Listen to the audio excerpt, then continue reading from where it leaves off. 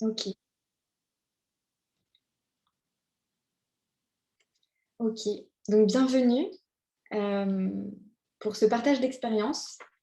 Aujourd'hui, on va parler de mission de vie. Voilà, ça va être au centre de notre partage et je vais raconter comment c'était pour moi, pour simplement montrer un chemin, parce que tous les humains, pour moi, on est à la fois, très similaires, on a des choses profondément qui nous relient et en même temps, on a chacun notre singularité et on va commencer par un temps d'ancrage, tout simplement pour qu'on démarre, ce moment, connecté tête, cœur, corps et pas que dans la tête. Je parle d'abord pour moi, parce que dans notre société moderne occidentale, on est bien habitué à vivre, notre vie à partir de notre tête et en tout cas, moi, ça me demande un effort de drop in, comme diraient les Américains, de descendre et de me relier, à mon corps et de redescendre dans mon cœur. Voilà, donc ce que je vais vous proposer, c'est de trouver votre posture assise pour maintenant, celle qui est confortable là. Donc vous prenez votre posture assise confortable. On part pour à peu près entre 5 et 10 minutes, je pense. Voilà. Et vous laissez vos pieds bien s'ancrer, se déposer dans le sol. Et dès cet instant où vos pieds touchent la terre ou la terre touche vos pieds, vous pouvez déjà prendre une grande inspiration douce, profonde. Et laissez l'expiration se faire naturellement. Je vous invite à commencer à observer ce qui se passe.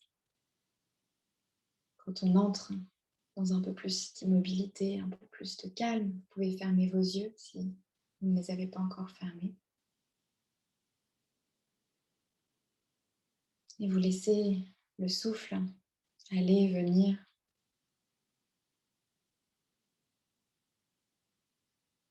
Et on laisse de côté tout l'espace du mental, des idées.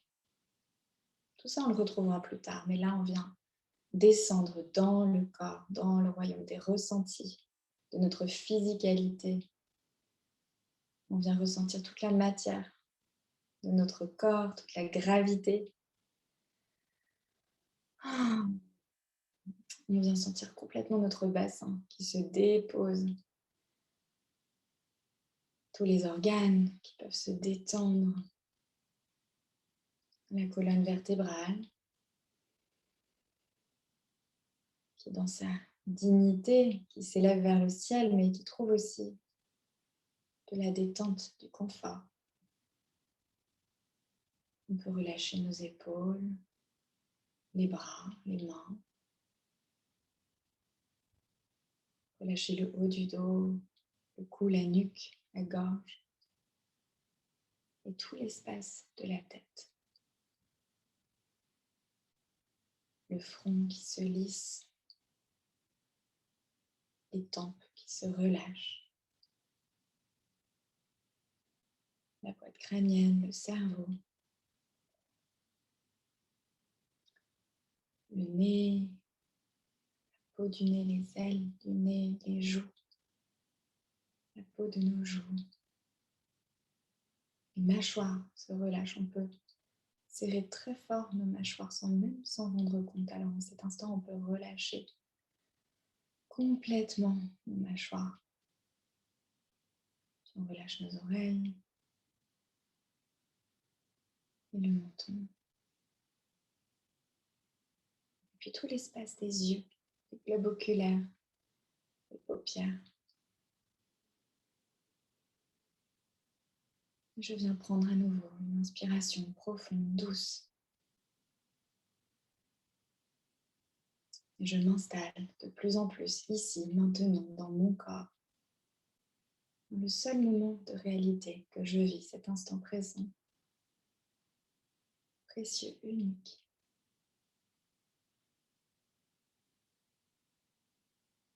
Je ressens l'ancrage du bas de mon corps. Je suis installée.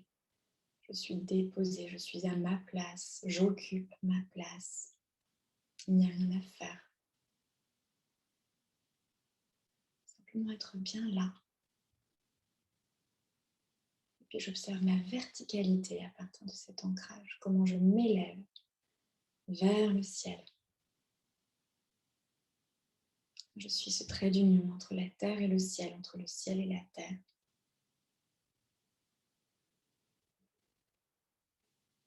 Et à nouveau, une inspiration profonde, douce, comme un grand bonjour à l'intérieur de moi, à tout ce qui est là. Un accueil inconditionnel de toutes les facettes de mon être. Je suis tout cela. Et tout cela est bienvenu. Je me tiens debout dans mon humanité. Et je respire. Simplement respirer.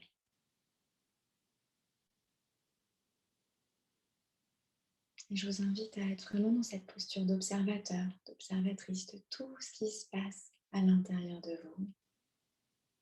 S'il y a des pensées, vous pouvez les laisser filer comme des nuages dans un ciel.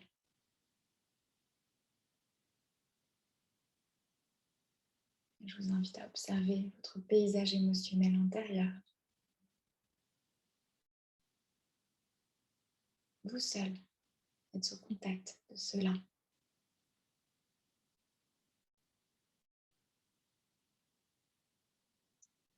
Puis vous venez porter votre attention sur toutes les sensations dans votre corps. Et tout est accueilli, sans étiquette, sans interprétation, sans jugement. Bonjour, simplement, à tout ce qui est là. Et aujourd'hui, vous êtes présent dans ce temps dédié à la mission de vie. Alors, comment ça vibre pour vous à l'intérieur?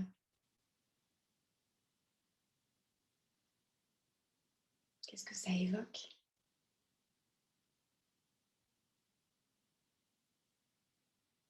Comment ça vous fait vous sentir?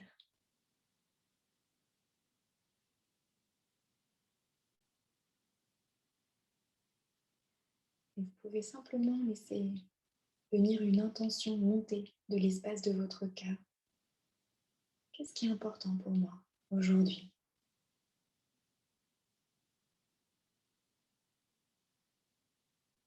Qu'est-ce qui est le plus important pour moi?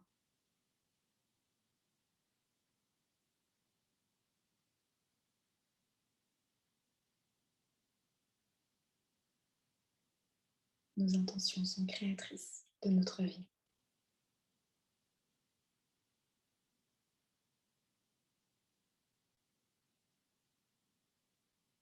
Et puis je vous invite à prendre une grande inspiration douce, profonde.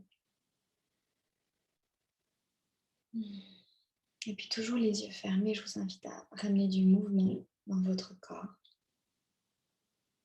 Ça peut être des petits mouvements imperceptibles, ça peut être des grands mouvements d'étirement. Il s'agit de laisser le corps faire ce qu'il a besoin de faire. Le corps sait très bien ce dont il a besoin.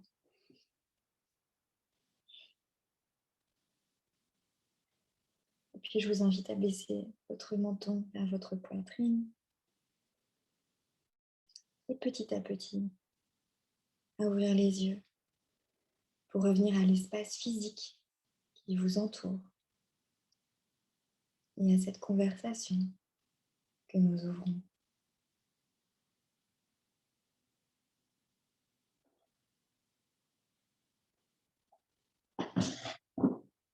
Bienvenue.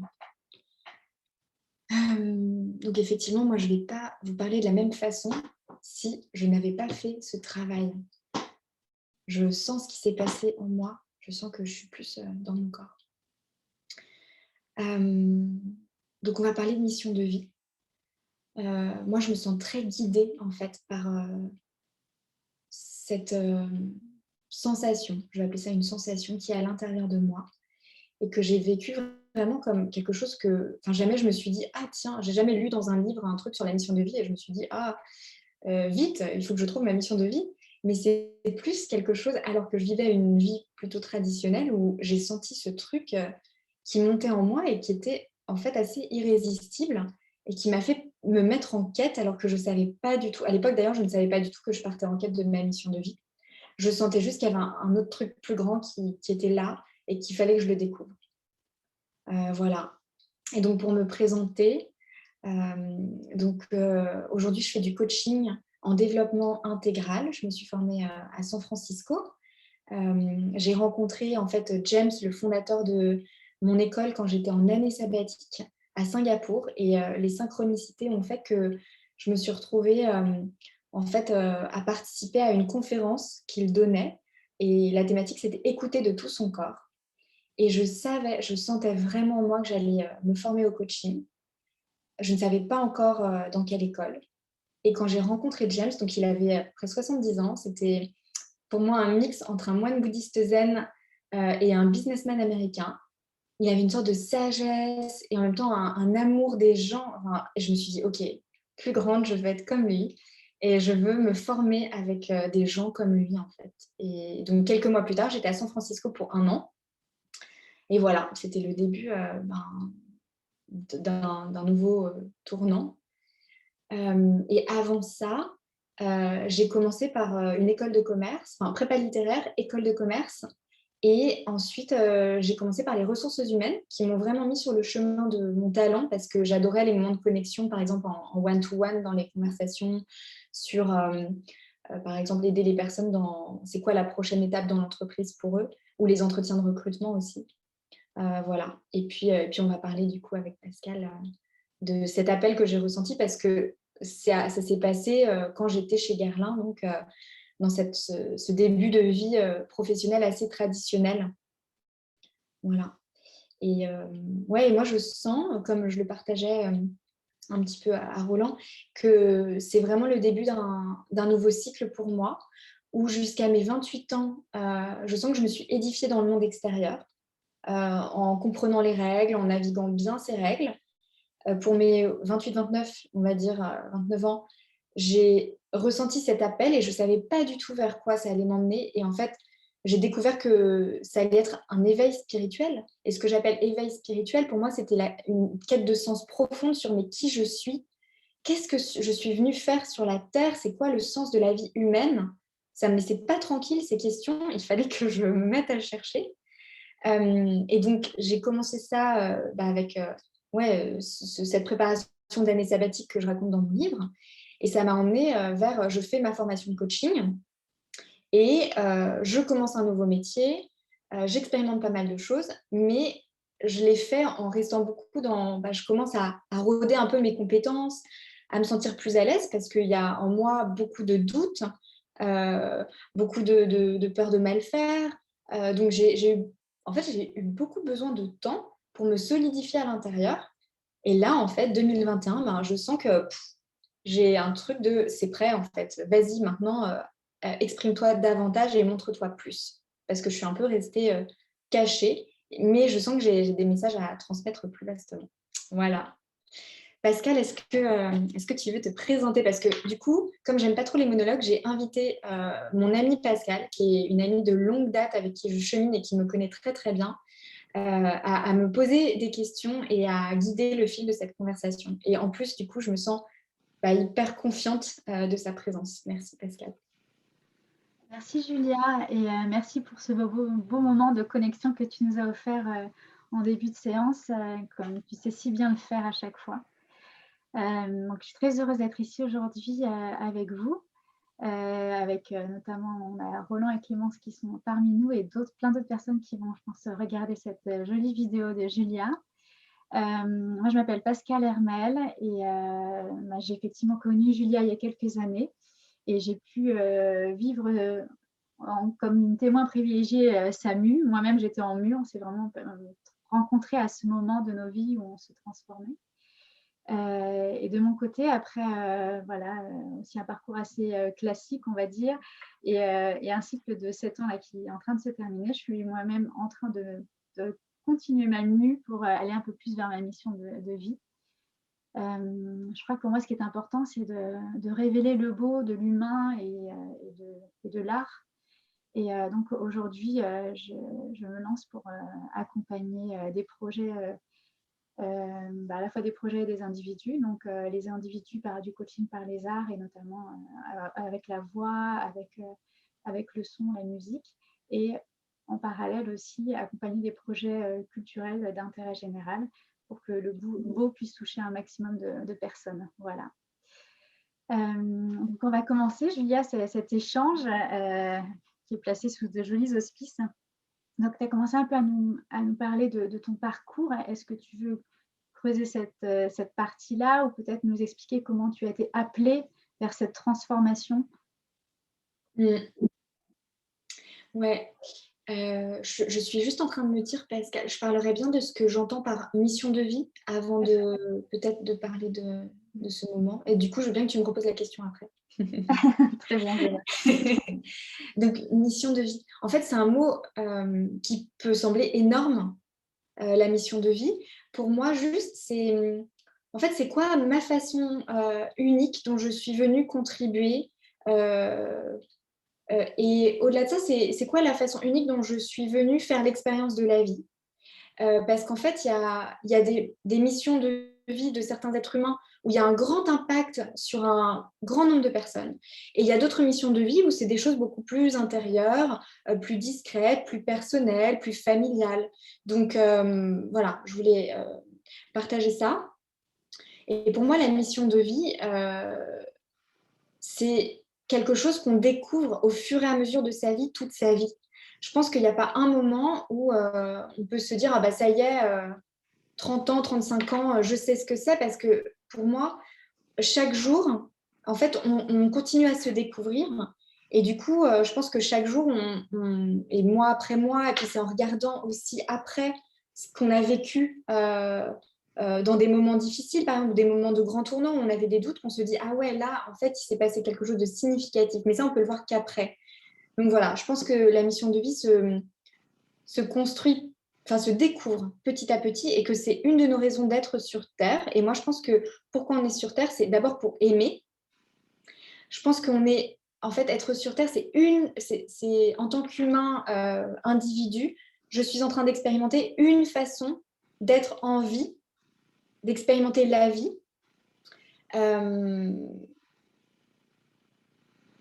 Je sais plus, du coup, pardon. Parce que. C'est un beau programme d'aimer. Oui, le but de l'existence, ouais. Donc ça, il y a aussi cette dimension d'apprentissage. Pour moi, on est là pour apprendre, en fait. Je pense que du moment où on est jusqu'au moment de notre mort, on est là pour apprendre. Et il y a cette notion de découverte de soi.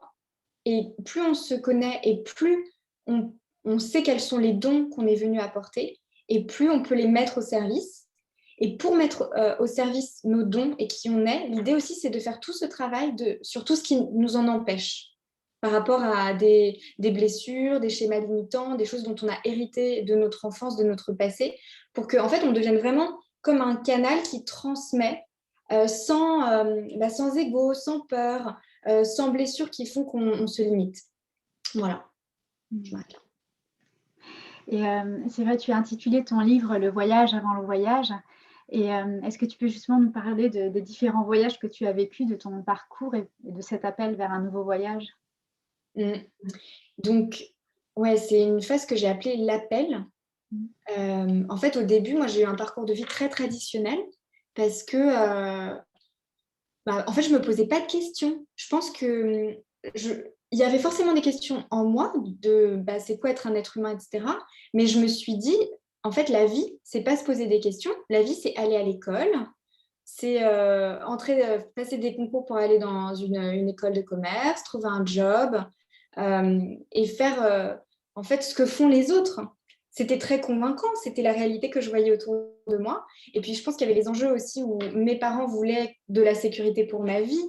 Je pense que c'est assez classique de ce que veulent des parents pour des enfants. Et du coup, j'ai commencé à être vraiment bien dans des rails. Et ce qui était quand même chouette, c'est que je me suis orientée vers les ressources humaines et qu'en ressources humaines, donc j'étais chez Guerlain, j'ai pu, en fait, au fur et à mesure des expériences que j'avais, découvrir quel était mon talent. Et je trouve que découvrir son talent, c'est un bon ingrédient de découvrir sa mission de vie parce que je pense que nos talents sont vraiment une grande composante de notre mission de vie.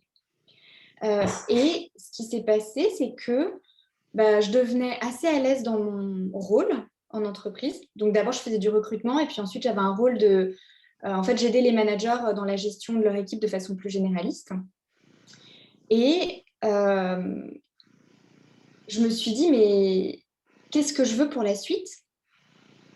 Et je me suis rendu compte que ce qui semblait possible dans une évolution en entreprise traditionnelle ne me rendrait pas heureuse. Et ça, c'est ce que je raconte dans le livre. Ça s'est passé, en fait, là, je commençais à le sentir, mais je ne l'acceptais pas trop parce que je me disais, mais qu'est-ce que ça peut être si c'est pas ça? Parce qu'à l'époque, j'étais très rationnelle.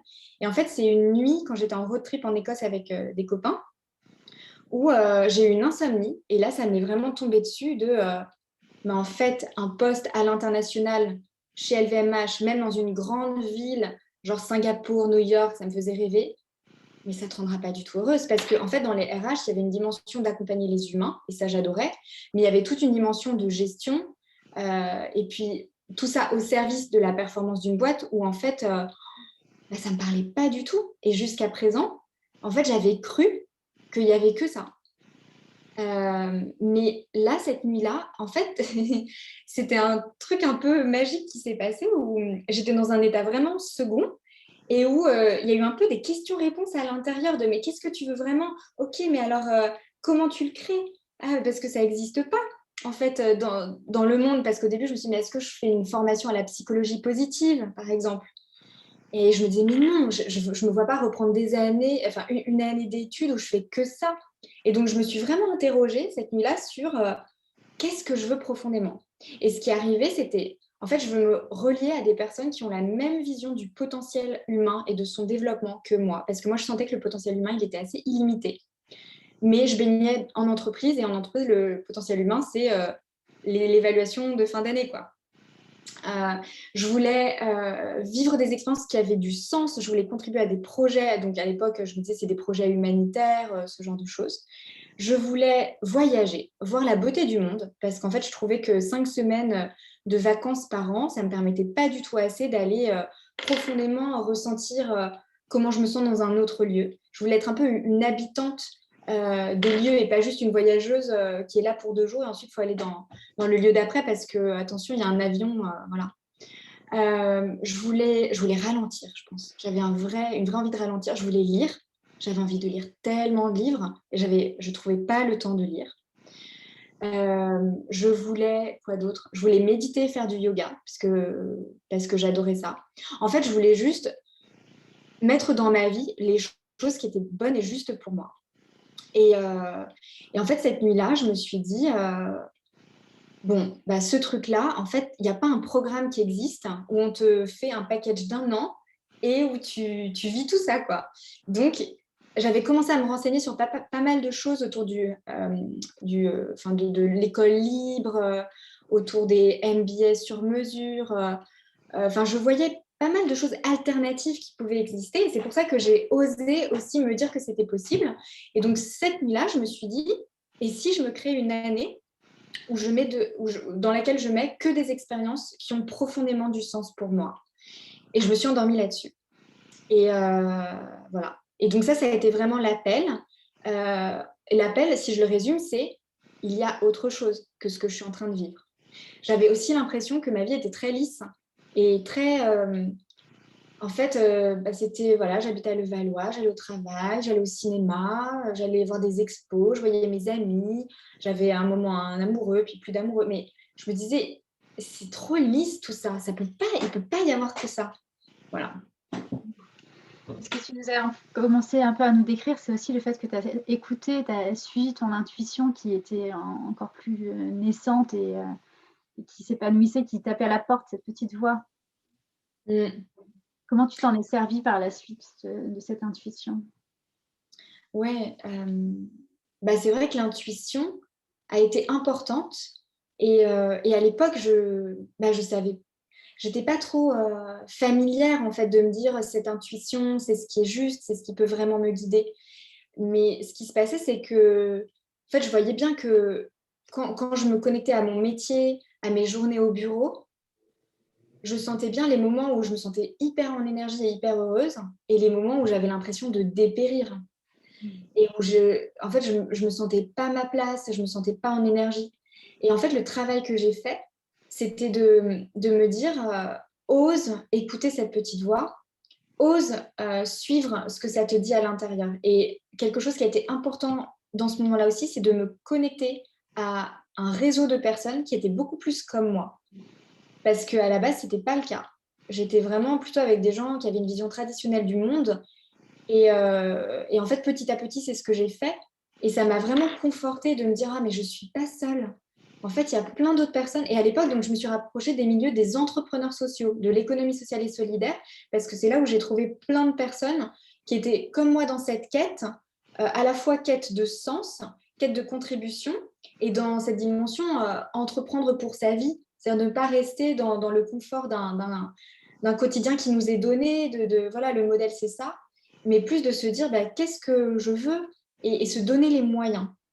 Voilà et donc c'est vrai qu'il y a une forme d'audace à écouter notre intuition parce que, en fait, James, mon prof de coaching, il disait que plus on devient, en fait, authentique, vraiment, plus on se relie à ce qui est vivant, présent, à notre vérité intérieure et plus on va déplaire, plus on va sortir du cadre, plus on va choquer certains, plus certains vont s'éloigner de nous, et ça, c'est pas facile de l'assumer. Parce qu'en tant qu'être humain, on a un énorme besoin de validation sociale. Et, heu, et voilà, donc je pense que, en fait, la chance que j'ai eue, c'est que j'avais quand même des parents qui me soutenaient beaucoup dans l'expression singulière de qui j'étais et à qui j'ai pu partager tout ce chemin, parce que ça a été vraiment un chemin où je découvrais petit à petit. Et puis plus j'avançais, et plus c'était génial, et plus j'osais, en fait. Mais ça s'est fait petit à petit. Mm. C'est un cercle vertueux en fait qui va opérer. Et justement, ces personnes, en fait, c'est vrai que tu décris à la fois des personnes qui s'éloignent de toi, mais il y a aussi des personnes qui se sont rapprochées de toi. Et c'est un cycle justement où d'autres personnes viennent dans nos vies et peuvent nous apporter des belles choses. Ouais, exactement. Merci d'amener ça. En fait, en tant qu'humain, on a une énergie singulière et ce qu'on vit dans notre vie est l'expression de notre énergie. C'est-à-dire que magnétiquement, en fait, comme il y a la loi de la gravité sur Terre, il y a cette sorte de loi, donc ce qu'on appelle la loi de l'attraction, qui fait que on attire à nous ce qui vibre à la même fréquence que nous, que ce soit les personnes, les opportunités, même les objets, ça peut être. Euh, et en fait, quand on s'aligne, on se dit, OK, ça c'est plus bon pour moi. Donc en fait, cette personne, oui, c'est peut-être une amie que j'ai depuis longtemps, mais en fait, quand je la vois par loyauté. Et en fait, je me sens pas bien quand je la vois parce que j'ai l'impression peut-être qu'elle n'a pas envie de me voir déployer ses ailes, elle n'a pas envie que je change, par exemple. Et une fois que je me dis, OK, je vais arrêter de voir cette personne juste par loyauté, en fait, c'est comme si j'enlève un truc qui n'est pas juste pour moi et hop, je crée de l'espace pour être dans ma vibration et m'entourer de personnes qui me font du bien. Et donc, spontanément, arrivent à moi les personnes qui me font du bien. Donc, ça ne veut pas dire que c'est magique, mais c'est juste que, par exemple, vu que je ne vois pas cette amie, je vais écouter un podcast et puis dans ce podcast, ils vont interviewer une personne qui a un super projet et je vais me dire, ah, mais et si je rencontrais cette personne pour qu'elle me parle de son projet? Et hop, il y a quelque chose qui se passe. Et en fait, c'est comme ça que petit à petit, moi, je me suis entourée de plein de personnes qui étaient beaucoup plus comme moi. Et donc, ce que tu nous décris là aussi, c'est une façon de créer ton propre chemin quelque part et d'écouter cette intuition. Et c'est comme ça que tu es partie dans cette année sabbatique que tu as construite en détail. Ouais. Et donc, à l'époque, je n'étais pas en train de me dire... Attends. Je réfléchis. Alors, j'avais commencé à réfléchir à la mission de vie parce que j'avais découvert Hive et le livre en slide de Ryan Ellis, qui a été un outil extraordinaire pour moi. C'était Lessons from my 20s. Et dedans, il y avait le life purpose, le life design. Et dans le life design, donc c'est tout en fait, une succession d'étapes pour arriver à faire émerger quelle est ma mission de vie. Donc, moi, j'avais déjà établi quelque chose et à l'époque, je m'étais dit, je vais être une activatrice de potentiel. Mais parallèlement à ça, en fait, moi, la question qui était présente tout le temps en moi, c'était presque une obsession, c'était, mais c'est quoi mon talent et comment je peux le mettre au service des autres d'une façon qui ait du sens pour moi, qui soit joyeuse. Et du coup, ce que j'avais commencé à faire, c'était, je sentais que j'allais aller vers le coaching et donc j'avais commencé à animer en fait des petits groupes et j'animais des live design. Alors, je ne me faisais pas payer pour en fait vivre plein d'expériences et sentir en fait qu'est-ce qui est juste pour moi. Est-ce que je préfère les petits groupes parce que j'avais aussi accompagné une amie de ma soeur alors que j'étais même pas formée au coaching. Et en fait, j'avais plein d'expériences que je vivais pour en fait, je suivais mon intuition en me disant ça, j'ai envie de faire ça, même si je ne savais pas du tout où ça allait m'emmener. En fait, c'est vraiment ça, je trouve, c'est être en quête, en fait.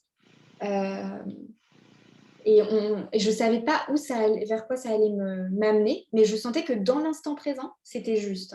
Et je me satisfaisais de ça, et je me disais, si c'est juste dans l'instant présent, eh ben, je continue. Il n'y a qu'un pas à faire, en fait. Et le prochain pas, ça s'ouvrira après. Et dans ce parcours-là, tu as aussi identifié que c'était important pour toi peut-être de te faire accompagner toi-même. Donc, tu nous as parlé de Hive notamment, aussi de James. Est-ce que tu peux nous en dire un peu plus?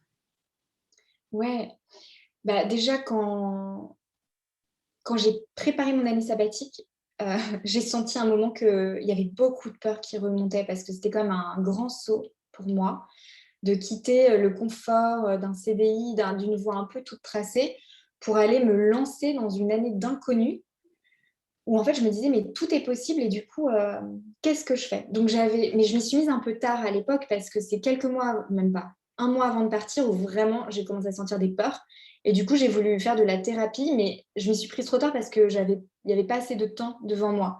Mais j'avais déjà vu une personne qui m'a aidée à travailler, elle travaillait avec l'élément humain et qui m'avait un petit peu aidée à, voilà, à poser des choses en moi. Et puis ensuite, là où vraiment l'accompagnement m'a aidée, c'est quand j'ai initié ma formation de coaching à San Francisco, parce que quand on s'apprête à coacher d'autres personnes, on est d'abord coaché nous-mêmes. Et donc les 3 premiers mois dans cette formation, en fait, c'est 3 mois où on n'accompagne personne. Par contre, on bosse bien sur nous. Et là, donc on avait en fait l'équipe de profs qui avait bien scanné, identifié nos challenges à chacun. Et chacun, on avait un plan de développement qui était exactement en fait ce qu'on allait ensuite proposer à nos clients. C'était la même méthodologie, mais avec notre singularité à chacun.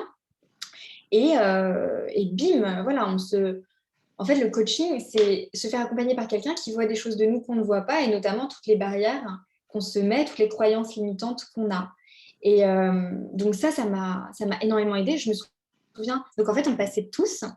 James nous coachait en fait les uns après les autres. On était un groupe de 20 et on passait tous donc voilà. Et James nous faisait un petit entretien, une petite conversation. Et moi, je me souviens que quand il m'a parlé de ce qu'il me proposait, j'ai rien compris. En fait, j'étais là, heureusement que c'est enregistré, donc on enregistrait, parce que je comprends pas. En fait, c'était tellement dans mon angle mort, je me rendais tellement pas compte que mon cerveau ne captait pas. Et c'est marrant parce que lui, il est vraiment hyper fort. Et donc, il a vraiment capté les enjeux que j'avais. Et encore 1 an, 2 ans, 3 ans, même maintenant, je pense, je suis toujours en train de travailler ce dont il m'avait parlé. Donc voilà. Et après, j'ai quasiment jamais arrêté de me faire accompagner parce que, en fait, pour moi, soit il y a notre vie linéaire, c'est-à-dire si je change rien à mon fonctionnement, je continue à avoir les mêmes comportements qui amènent à moi les mêmes résultats. Et donc, ma vie continue de façon linéaire. Or, moi, je sais que dans ma vie, j'ai envie d'expérimenter des choses nouvelles, j'ai envie de contribuer de façon plus vaste, là, par exemple. J'ai envie de faire des nouvelles choses que je n'ai jamais faites. Et souvent, arrive un moment où je ne sais pas faire, que ce soit, enfin, je parle surtout du comportemental. Et dans ces cas-là, en fait, je sens que j'ai besoin d'un accompagnement. Et donc, c'est un peu une évolution plus exponentielle de la vie, sans que exponentielle, il y ait une dimension de résultat, mais c'est plus quand je me libère de ce qui m'empêche, je peux vraiment avancer sans entrave vers ce qui est juste et bon pour moi. Donc voilà. Et du coup, dans notre quête de notre mission de vie, pour moi, il y a vraiment cette notion de je me mets vraiment à la recherche et j'essaye toutes ces choses et j'expérimente et je me laisse guider par cette intuition. Et en même temps, il y a forcément des choses qui vont me retenir. Parce qu'en plus, l'ego, le mental ne veut pas qu'on change. L'ego, le mental veut le statu quo pour nous parce que tout ce qui est nouveau et différent, c'est gros danger. Donc, bim, bim, bim, activation des peurs. Et c'est beaucoup mieux d'être dans nos schémas addictifs. On a tous des schémas addictifs. En fait, c'est la norme en tant qu'humain d'avoir des schémas addictifs. Ça peut être regarder les réseaux sociaux, boire du vin. Enfin, c'est pas forcément un niveau de grosse addiction. On a tous des façons d'échapper à ces moments où on est face à ce qui nous met mal à l'aise. Et on a tous tendance à fuir nos émotions en allant dans des habitudes qui ne nous font pas forcément du bien. Et ça, le coaching, l'accompagnement, ça peut être la thérapie, bien sûr, aide vraiment à se délester, à enlever les couches, les barrières qui bloquent. Et justement, la formation en coaching que tu as suivie, c'est une formation qui est très complète, holistique, et, intégrale. Est-ce que tu veux nous en parler un peu plus? Ouais, en fait, ce qui me semble important là, c'est deux choses par rapport au coaching en développement intégral en lien avec la mission de vie. C'est que, en fait, pour moi, être dans notre mission de vie, c'est rayonner pleinement, sans peur, sans blocage, juste être un humain pleinement vivant sur Terre. Et pour ça, il y a deux dimensions qui me semblent importantes. La première, c'est être vraiment dans cette intégration tête, cœur, corps et connexion à plus vaste que nous. Alors que pour beaucoup d'entre nous, beaucoup d'humains, on habite essentiellement dans notre tête. Et pour moi, encore aujourd'hui, alors que je travaille ça depuis des années, c'est toujours un travail pour moi que de redescendre. Et en fait, quand je suis dans ma tête, je suis plus stressée, c'est plus mes peurs qui prennent le relais. Alors que si je descends dans mon cœur et si je me relie bien à la sagesse innée du corps, à cet élan qui est là, et au rythme de mon corps aussi, parce que même si ma tête, elle a 15 000 idées, mon corps, c'est mon goulot d'étranglement. Voilà, donc dans cette formation et cet accompagnement en coaching intégral, on intègre tête, cœur, corps et aussi cette connexion à plus vaste. Ça veut dire quoi ça? Ça veut dire que je ne suis pas un petit être humain qui est à me battre tout seul pour ma vie. En fait, je fais partie d'un immense écosystème qui est la Terre. Il y a aussi d'autres humains, il y a des animaux, il y a des arbres, il y a des énergies, il y a toute la dimension plus minérale. Et en fait, moi, je suis comme un petit grain de sable sur cette grande plage. Je suis une petite vague sur l'océan. Et ça, en fait, moi, ça me fait beaucoup de bien quand je me rappelle ça. De me dire, je ne suis pas toute seule et il y a cette interdépendance et on est tous là pour s'entraider, s'aider à grandir ensemble. Donc voilà, ça, c'était la première dimension. Et ensuite, l'autre dimension du coaching intégral qui aide par rapport à la mission de vie, c'est que en tant qu'humain, quand on est né, on était des bébés et on était à un potentiel infini. Et la vie, donc nos premiers jours, premières semaines, mois, années, on fait qu'on s'est un peu pris des claques par rapport à cette vision du tout est possible et je suis un être merveilleux sans limite. En fait, on a dû correspondre à une famille qui avait aussi des peurs, des conditionnements de c'est bien pour une fille d'être sage, par exemple pour un garçon d'être fort. C'est hyper cliché ce que je dis, mais voilà. Du coup, en fait, on s'est coupé de parties de nous. Autre exemple, on était une petite fille ou un petit garçon qui courait partout, on nous a dit reste là tranquille, t'es insupportable. Ou alors on chantait dans notre douche et notre mère, qui était super fatiguée, nous a dit tais-toi, j'en peux plus, tu chantes trop mal. Et en fait, je me suis dit que je chantais mal.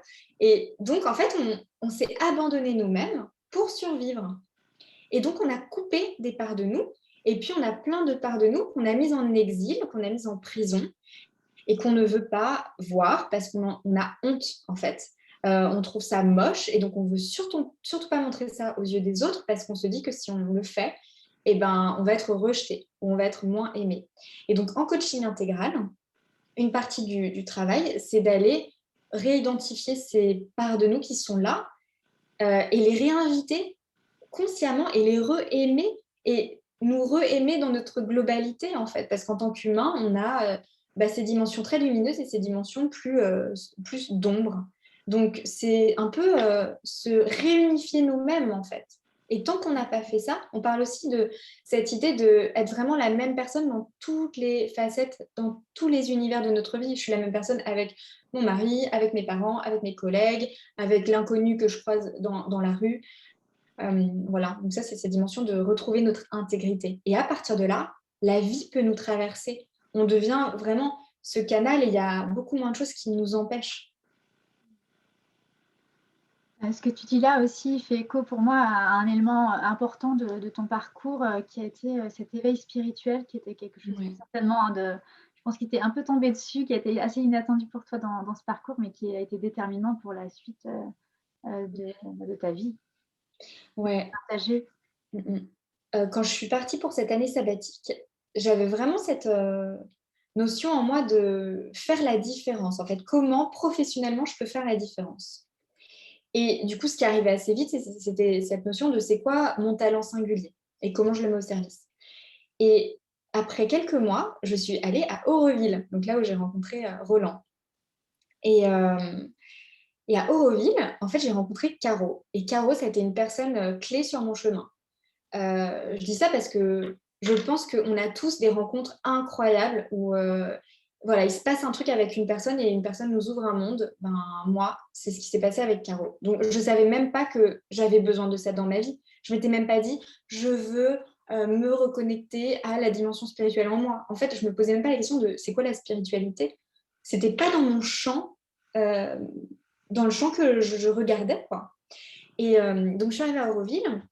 Et j'avais déjà un peu commencé à me dire dans cette année sabbatique, Julia, à quoi ça ressemblerait si tu essayais un peu de moins contrôler tous les trucs que tu veux vivre pour laisser de la place à la vie. Donc moins remplir mon emploi du temps, moins organiser 150 000 rencontres et laisser la vie faire.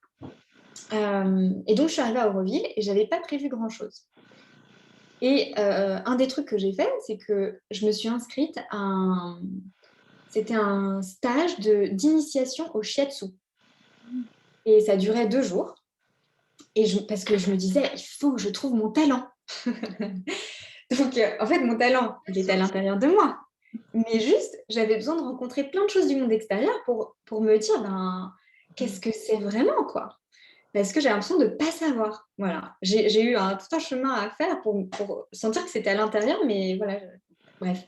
Donc, le shiatsu, je me suis dit, ça se trouve, je suis faite pour faire du shiatsu. Et donc, je vais à ce stage de shiatsu. On était peut-être, je sais pas, une dizaine. Et là, je vois cette jeune femme qui était française, Caroline.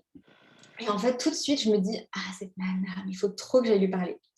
Et en fait, pas de bol. Ton intuition. Caro, comment? Tu as suivi ton intuition. Ouais, ouais, ouais. Bien écouter tout ça. Mm. Et Caro, en fait, elle ne voulait pas parler au français. Donc là, j'étais dégoûtée parce qu'en fait, elle en avait trop marre de l'état d'esprit français qui se plaignent tout le temps. Et elle s'était dit, moi, je ne suis pas à Auroville pour rencontrer des Français. Et moi, j'étais française. Et je sentais qu'elle ne voulait pas me parler, quoi. Donc, je ne savais pas trop comment faire. Et ce qui s'est passé, c'est qu'on travaillait en binôme.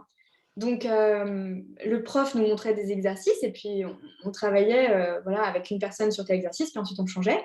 Et à un moment, il s'est trouvé qu'on a travaillé ensemble avec Caro. Et en fait, c'est hyper intéressant parce que c'est quand on a fait cet exercice où on s'est touché, du coup, que là, elle a accepté de me parler. Et ensuite, pendant une semaine, on ne s'est plus quittés. Alors qu'on était toutes les deux, franchement, assez indépendantes. On a un côté toutes les deux un peu sauvage. Mais je ne sais pas, il y a eu cette sorte d'aimantation. On savait comme si on avait un truc à s'apporter mutuellement. Et on a passé vraiment une semaine à se retrouver tous les jours, parler pendant des heures. Je l'aidais, elle m'aidait. Et en fait, Caro, elle est à la fois médium Et en même temps, elle était chef de projet dans une grande ONG suisse. Et donc, moi, ça m'a beaucoup aidée à avoir confiance parce qu'à l'époque, le monde des médiums, ça ne me parlait pas trop, quoi. Et, euh, et en fait, j'ai senti que je pouvais vraiment avoir complètement confiance en elle. Et j'ai senti que c'est comme si avec Caro, on avait vraiment rendez-vous dans notre vie pour s'apporter quelque chose d'important. Et Caro, en fait, grâce à elle, j'ai reconnecté à cette dimension en moi qui avait soif de spiritualité, mais qui ne le savait pas. Parce que c'est comme si je l'avais vraiment gardée dans un coin en me disant, bah non, la vie, c'est pas ça, conforme-toi. En fait, c'était devenu même inconscient. Et Caro a réouvert pour moi ce truc tellement important qui était là, qui était, mais en fait, qu'est-ce qu'on fait sur Terre? C'est quoi être un humain? C'est quoi le sens de la vie? C'est quoi cette planète et tous ces gens qui s'agitent dans tous les sens et qui font plein de trucs? Et puis il y a cette diversité immense de chemins possibles de vie. Et, euh, et en fait, j'ai eu un gros travail avec mon juge intérieur parce que je sentais un appel énorme à l'intérieur de moi pour abandonner tous mes plans et me dire, en fait, je veux me consacrer à explorer cette grande question qui est là, qui est le sens de la vie, tout ça. Et puis, il y avait la partie rationnelle en moi qui disait, mais non, Julia, voyons, tu fais une année sabbatique pour ensuite construire le reste de ta vie. Imagine, ça va servir à rien. Quand tu vas rentrer à Paris, les gens ils vont trouver que tu es perché. Enfin, j'avais vraiment peur en fait d'abandonner mon conditionnement et j'avais peur aussi du regard des autres. J'avais peur d'oser écouter complètement cet appel parce que dans ma vie, je n'avais jamais vraiment côtoyé de personnes qui étaient branchées là-dessus et qui m'avaient donné en quelque sorte la validation de c'est normal de se poser ces questions. C'est normal de vouloir être en quête et d'aller explorer ça. C'est normal d'écouter cette petite voix plutôt que la norme de ce qu'il faut faire pour être un individu valable dans la société. Et donc, pour moi, enfin, ça a été juste un cadeau incroyable, cette rencontre. Et, et j'ai décidé vraiment que je me suis dit, en fait, tu vas pas laisser une voix qui te dit, mais non, qu'est-ce qu'ils vont penser de toi quand tu rentreras dans X mois? Ne pas, enfin, t'empêcher d'aller écouter là ce qui vibre en toi, même si ça te fait super peur. Parce que tu n'es jamais allé explorer ça et que tu connais vraiment, à part Caro, je connaissais personne dans cet univers. Et donc, grâce à Caro, en fait, elle m'a donné plein de noms de personnes. Elle m'a donné plein de sites de personnes. Elle m'a partagé, en fait, plein de ressources qu'elle avait glanées dans son ordinateur depuis des années, des méditations, des visualisations, des podcasts, enfin, que des trucs liés à la spiritualité. Et en fait, j'ai eu l'impression elle me disait, tiens, ça, c'est la suite de ton programme.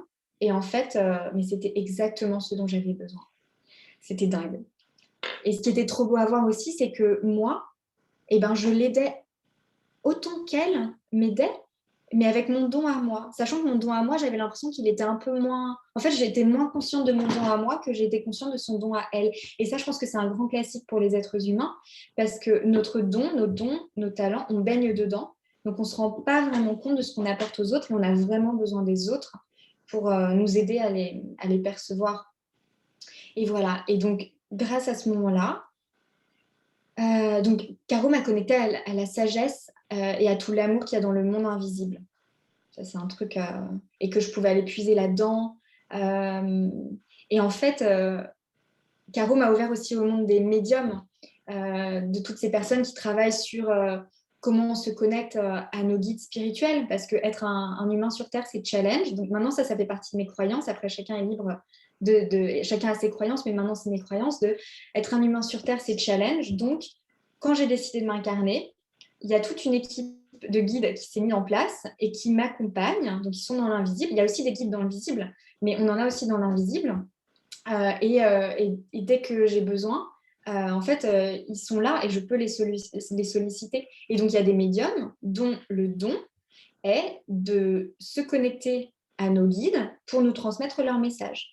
Et donc, grâce à Caro, j'ai eu aussi accès à des médiums qui m'ont... En fait, ça a été un peu un accélérateur de compréhension de moi parce que En fait, c'était une quête qui me laissait intranquille. J'étais obsédée par cette question de, mais en fait, comment je contribue? C'est quoi mon talent? Enfin, et du coup, je voulais aussi, je voulais pas passer des plombes à juste me poser cette question. Et donc, grâce aux rencontres avec, et aux conversations avec des médiums, des guides, et aussi des gens qui ont bossé sur mon corps, parce que c'était important. J'avais des blocages physiques, énergétiques. Et par exemple, je me souviens d'un moment où Caro m'avait mise en relation avec un médium qui faisait du chakra healing, donc guérison des chakras. Et le mec était en Espagne et moi, j'étais en Inde. Et donc j'étais allée sur son site, j'avais payé mon petit soin, donc PayPal, tout ça, ok. Et puis on nous demande, ben voilà, quel est ton enjeu. Donc moi, j'étais vraiment bloquée au niveau du système digestif, et je sentais que c'était pas juste la nourriture, je sentais qu'il y avait un truc dans mon corps qui retenait, j'étais crispée, stressée, il y avait un truc qui bloquait, quoi. Donc voilà, j'avais écrit un petit texte pour raconter ce qui m'arrivait. Et puis, et du coup, et je lui mettais, mais quand est-ce que, enfin c'était en anglais, mais quand est-ce que vous allez faire, est-ce que vous pouvez me dire quand est-ce que vous allez me faire le soin? Parce que c'était un soin à distance. Donc, avant, je ne croyais absolument pas à ça, au fait que quelqu'un fasse un soin énergétique dans une partie du monde et que moi, je reçoive le truc dans une autre partie du monde. Mais grâce à Caro, en fait, bah, j'y croyais. Et, euh, et en fait, quelques nuits plus tard, quelques jours plus tard, je me réveille en pleine nuit et je sens des trucs de dingue dans mon corps. Et il était genre 3 heures du mat. Et je me dis, mais qu'est-ce qui se passe? Et en fait, j'ai regardé ma montre, enfin mon téléphone, et je me suis dit, ok, en fait, pour lui, pour ce guérisseur, c'est la journée. Donc, il doit être en train de faire mon soin. Et je sentais que c'était gargouillis. Et après, je me sentais. Donc, au début, j'ai eu hyper peur. Et après, je me dis, ok, c'est ça, calme-toi, calme-toi. Et puis ensuite, je me sentais beaucoup mieux. Donc voilà, donc ça a été toute cette ouverture où ouais, j'ai osé en fait suivre ce truc et me laisser. Et là, j'ai eu vraiment l'impression que la vie devenait un truc complètement magique et dingue. Et ça m'a rappelé en fait des parties de la Julia que j'étais plus jeune qui se disait mais la vie est magique. Il y a un truc complètement merveilleux dans le monde, mais j'étais plus connectée à ça. Et là, j'ai vraiment eu l'impression à nouveau de ça. Et en quoi tu as le sentiment que justement cette connexion à l'invisible, au spirituel, modifie ta façon de coacher? En quoi c'est important pour toi dans ta façon de faire? Mm. Ah, hmm. Bah, en fait, moi, j'ai l'impression qu'avec cette reliance à qui sont les êtres humains au-delà du visible, selon moi maintenant, eh ben, je m'appuie sur un socle bien plus vaste, à la fois pour vivre ma vie et pour accompagner les autres. Et en fait, ça me donne accès à une sorte de confiance euh, très forte en la vie. Ça me rappelle aussi que c'est pas moi, Julia, avec mon petit ego, qui accomplit des trucs géniaux. En fait, je suis ce canal qui permet, et quand il y a un autre en face de moi ou un groupe avec moi qui veut faire un travail et qu'on unit nos intentions, en fait, la magie peut opérer. Et du coup, ça fait que j'ai un rôle beaucoup moins grand, il y a beaucoup moins sur mes épaules. Et en même temps, je peux appeler une sorte de choses bien plus vastes à se passer. Et en fait, moi, là-dedans, je suis vraiment reliée au fait que les humains ont un potentiel infini et qui peuvent vraiment cheminer vers ça. Donc, j'y crois tellement fort. Donc, moi, quand j'ai une personne en face de moi qui arrive avec ses enjeux, ses blocages, ses peurs, je sais en fait tout le trésor qui est là et tout ce à quoi ils peuvent avoir accès. Euh, je sais aussi qu'il y a une aide infinie dans le visible et l'invisible.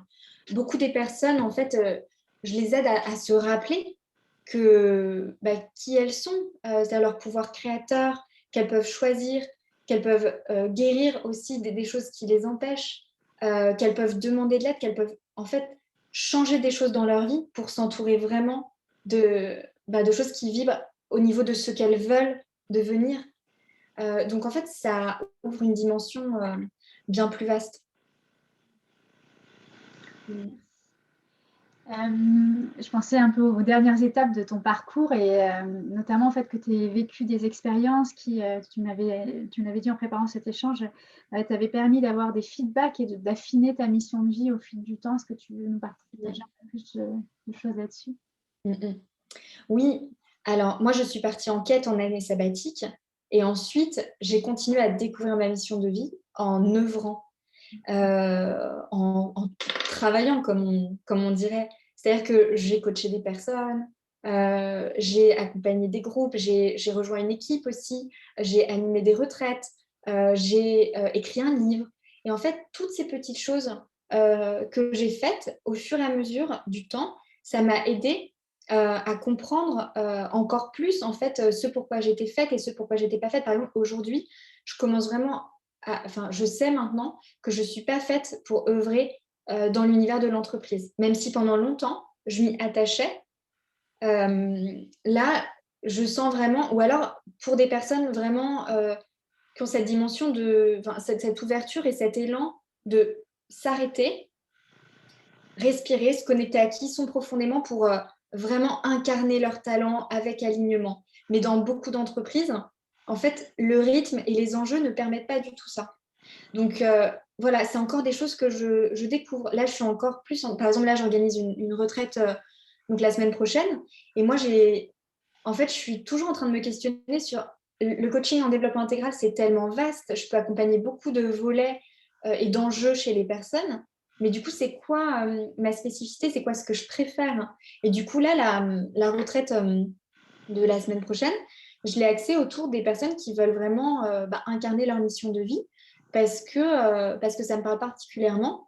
Et ce que je me dis aussi, c'est que, en fait, les personnes qui se disent ouais, je veux incarner ma mission de vie, elles sont prêtes à oser se lancer vraiment, quoi.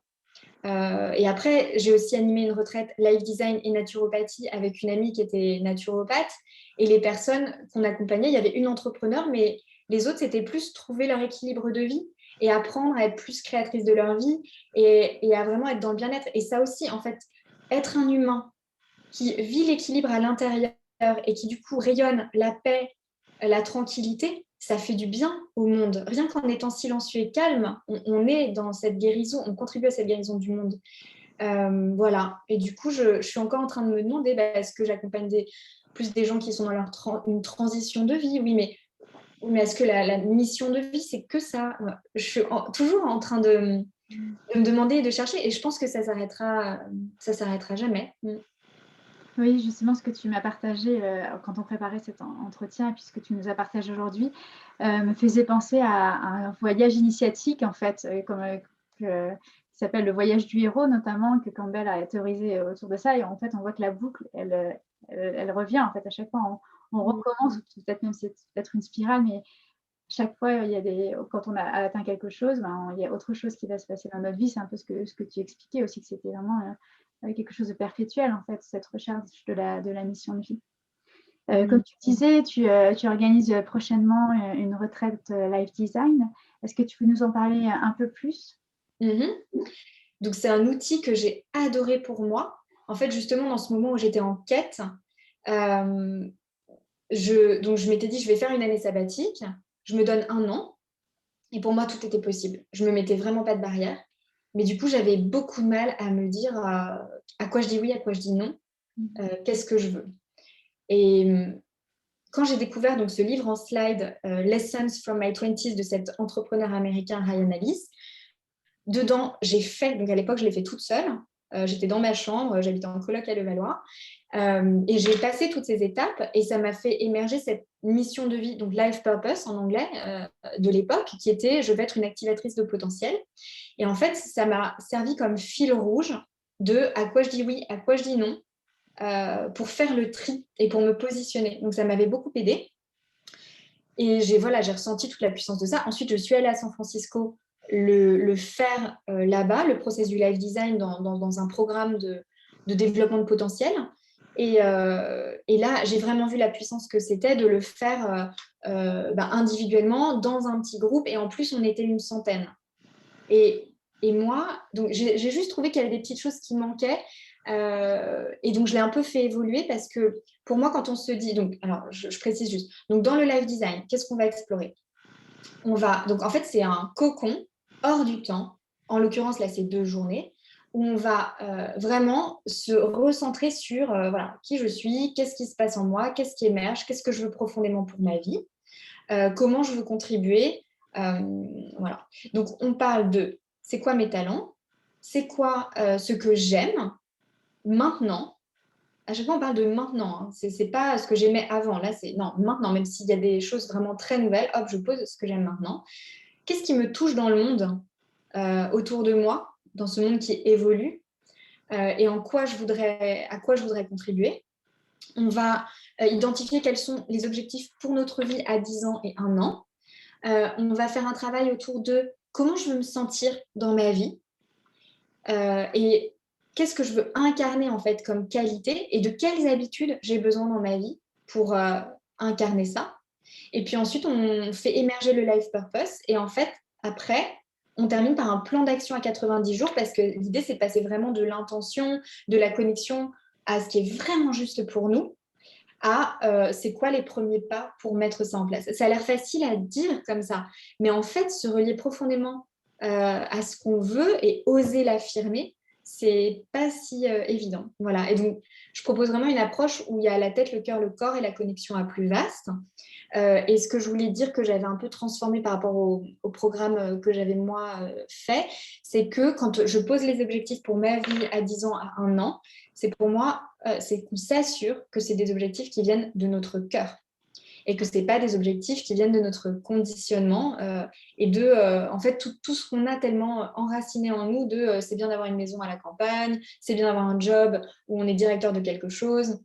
Voilà, être dans cette reprogrammation de qu'est-ce que mon cœur profondément désire, même si c'est faire un pas de côté par rapport à ce qui est valorisé et ce dont on a eu l'habitude depuis toujours. Merci Julia. Je voulais savoir si tu avais d'autres précisions à apporter, soit sur ton parcours, soit sur cette retraite, avant peut-être qu'on accueille d'éventuelles questions des participants. Ouais, je voudrais rajouter peut-être une dernière chose, c'est que quand on parle de nous relier à notre mission de vie, ça peut faire peur de graver quelque chose dans le marbre. Mais c'est pour ça que je veux insister qu'elle est toujours en évolution avec nous et que, en fait, c'est la version de nous aujourd'hui qui pose quelque chose et que ça continuera à évoluer. Et une dernière chose que j'ai envie de dire, c'est que c'est tous les êtres qui nous entourent et toutes les expériences que l'on vit qui nous aident à chaque fois à nous révéler un peu plus à nous-mêmes et à intégrer un peu plus quelle est cette mission de vie et que c'est un process qui pour moi doit se faire non pas par une énergie yang de je veux atteindre cet objectif, mais plus de laisser faire et d'énergie yin, de la réceptivité, d'une posture de tranquillité qui sait que les choses se font à partir du moment où je m'assois pleinement en moi-même et je laisse quelque chose opérer quand j'arrête de vouloir et de tenir absolument à quelque chose. Merci. Est-ce que peut-être les participants à cet échange ont des questions? Si oui, qui n'hésitent pas à enlever leur micro, enfin à plutôt l'activer.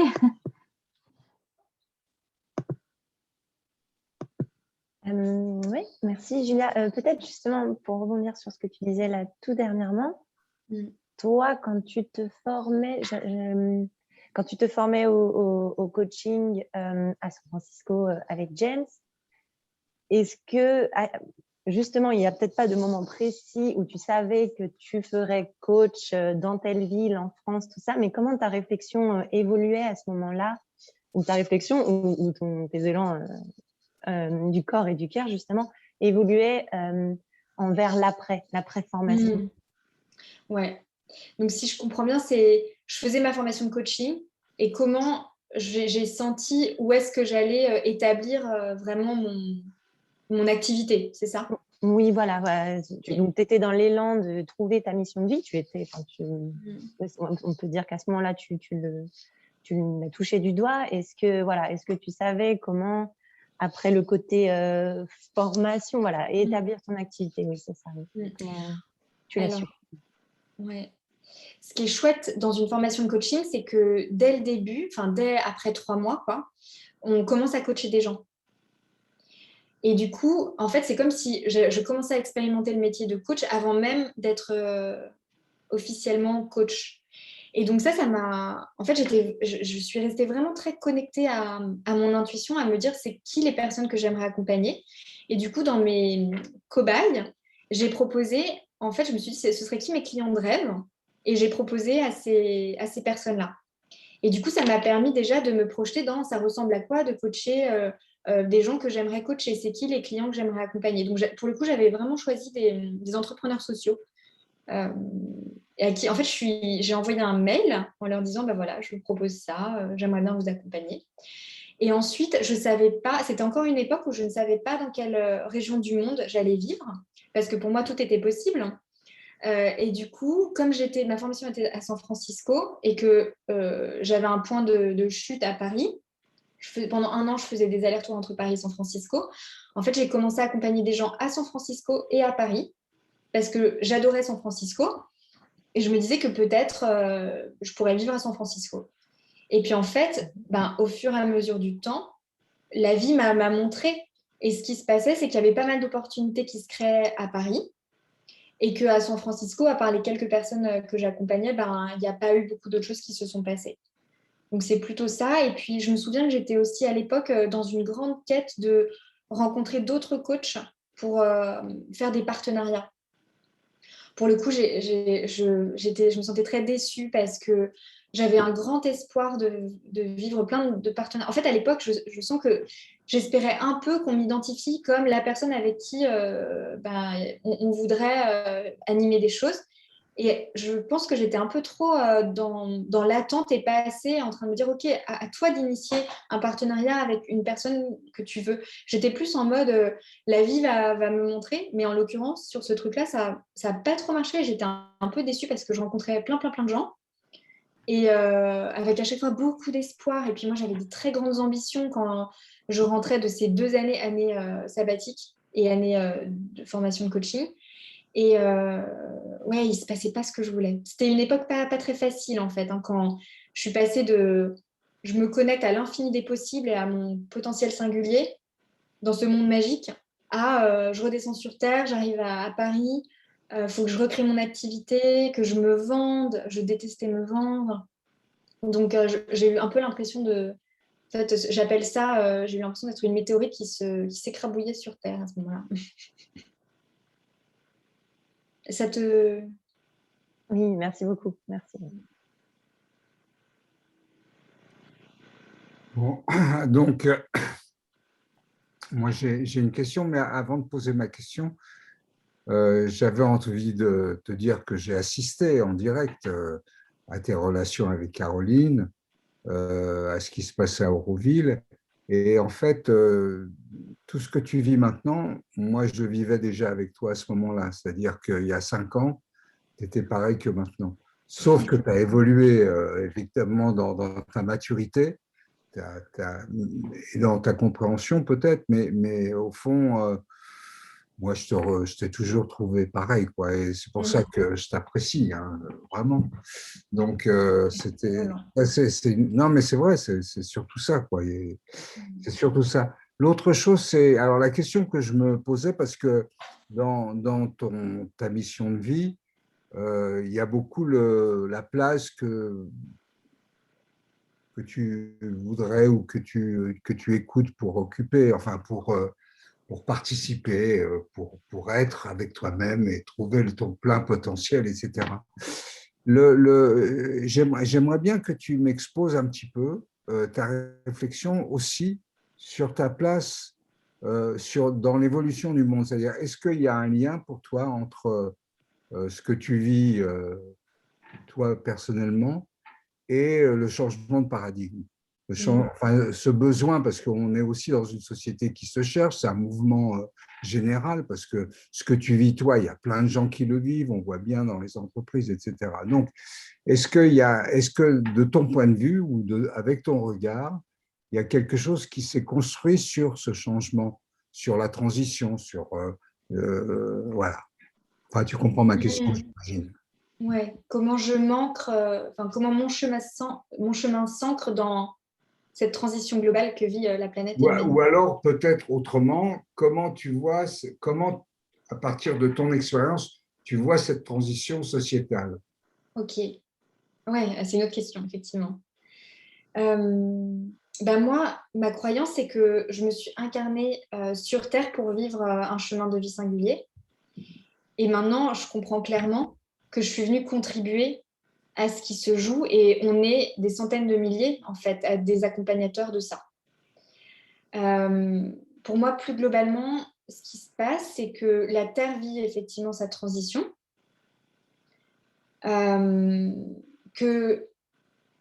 Donc là, ce qui me vient, c'est cette notion de 5D versus 3D. En fait, en termes d'état, d'état de conscience des êtres humains sur Terre, aujourd'hui, la majeure partie des êtres humains sur Terre sont dans une conscience qu'on appelle 3D, troisième densité ou dimension, et c'est un état où on est plutôt guidé par la peur. Et la peur, ça veut dire du coup le besoin plus de contrôle, le besoin de possession, être dans des blessures qui se jouent malgré soi. Et en fait, la transition de la planète, c'est la transition d'un monde 3D vers un monde 5D. Et la 5D, c'est la cinquième densité ou cinquième dimension, où l'être humain, dans cet état de conscience, il est branché sur une vibration d'amour inconditionnel, de confiance. Et donc, il y a une partie de l'humanité qui est en train d'expérimenter cette cinquième dimension. Et en même temps, ça ne veut pas dire que ces êtres humains-là, ils ne sont pas en train de rebasculer de temps en temps. En tout cas, moi, c'est ce que je ressens. Moi, je me sens vraiment dans ce basculement où parfois, je suis vraiment dans mes peurs et parfois, je suis vraiment branchée sur comme être ce canal où je peux transmettre ce que j'ai à transmettre et je n'ai pas peur. Je me sens hyper alignée, hyper dans la justesse. Donc, ouais, pour moi, il y a une vraie transition planétaire et les humains sont en train de s'éveiller. Et au début, je me souviens qu'au début de ma transition, je me disais, mais est-ce que je suis toute seule à être connectée à ce petit écosystème de personnes? Est-ce que, vu que maintenant, je m'y intéresse, je ne vois plus que ça autour de moi, mais désormais, en fait, je vois vraiment des signaux, grâce notamment à l'accélération qu'a créée la situation du Covid, où les personnes, en fait, ont dû en fait, pour beaucoup, ont été mises face à elles-mêmes, un peu en introspection obligatoire il n'y a plus de distraction, il n'y a plus que moi et puis mon environnement direct. Et donc, je suis obligée de voir ce qui va pas. Et je pense que chacun est en train un peu d'expérimenter c'est quoi ma justesse. Après, je parle là pour plus les pays développés. Parce que, Juste, c'est que, je ne vais pas rentrer dans une polémique, mais si tu veux, pour passer d'une société de compétition à une société de coopération, parce que c'est vraiment ça l'enjeu principal, c'est de passer vraiment dans l'entraide, la coopération, vivre ensemble d'une manière où le vivant est présent partout et on est attentif à ça. Mais bon, le système qui est en place est un système depuis notre enfance, dans l'éducation, on en a parlé, tout ce qui fait notre conditionnement général en tant que société, mais partout dans le monde, peu importe les sociétés. Chaque société a son propre regard, son propre conditionnement, mais elles sont toutes marquées par la compétition. Et donc, c'est plutôt ce truc-là, c'est comment on va pouvoir... Est-ce qu'il n'y a pas quelque chose de l'ordre de la métamorphose, c'est-à-dire qui ne peut pas être abordé intellectuellement, c'est plutôt cette question-là, quoi, cette métamorphose. Comment elle peut arriver d'une manière planétaire? Moi, je la vois vraiment au niveau individuel. Et en fait, quand chaque individu fait sa métamorphose, le monde se métamorphose.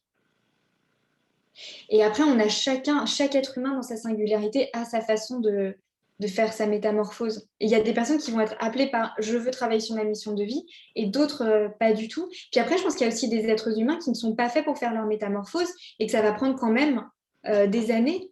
Mais si chacun s'aligne complètement, en fait, au bout d'un moment, ce sera un modèle les choses vont forcément changer. Je vais arrêter parce qu'on va pas. Après, on va entrer dans des réflexions, mais c'était une question. J'avais envie d'entendre ton point de vue surtout. Et du coup, par rapport à ça, ce que je pense vraiment, c'est qu'à un moment, moi, je me sens un peu stressée et oppressée parce que je me dis, oh là là, mais il y a tellement de choses qui vont mal dans le monde, comment je contribue à tout ça? Et puis en fait, j'ai vraiment compris que chacun fait sa part de colibri et que notre responsabilité à chacun, c'est de suivre l'appel qui est le nôtre profondément. Et moi, par exemple, j'ai compris que j'allais pas me mettre à travailler dans un projet pour sauver telle espèce marine ou pour sauver telle forêt, parce que en fait, je peux pas être partout, je peux pas tout faire. Donc, en fait, je reviens à ben, moi, c'est quoi le talent que je sens en moi? Qu'est-ce que j'aime faire? Et en fait, si je fais ça à mon échelle, avec joie, et ben, je fais ma part. Et puis, pour moi, l'humanité, c'est cette grande mosaïque. Et l'idée, pour moi, c'est comment aider chacun à entendre ce qui se passe vraiment à l'intérieur et que chacun soit dans cette liberté intérieure, se déconditionner un peu, sortir des peurs pour suivre son appel à lui.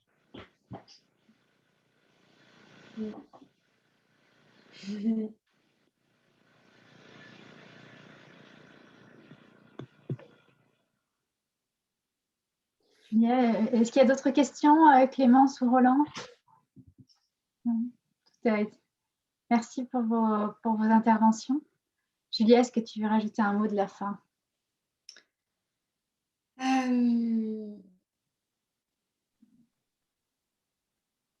Je trouve pas ça facile de m'exprimer comme ça.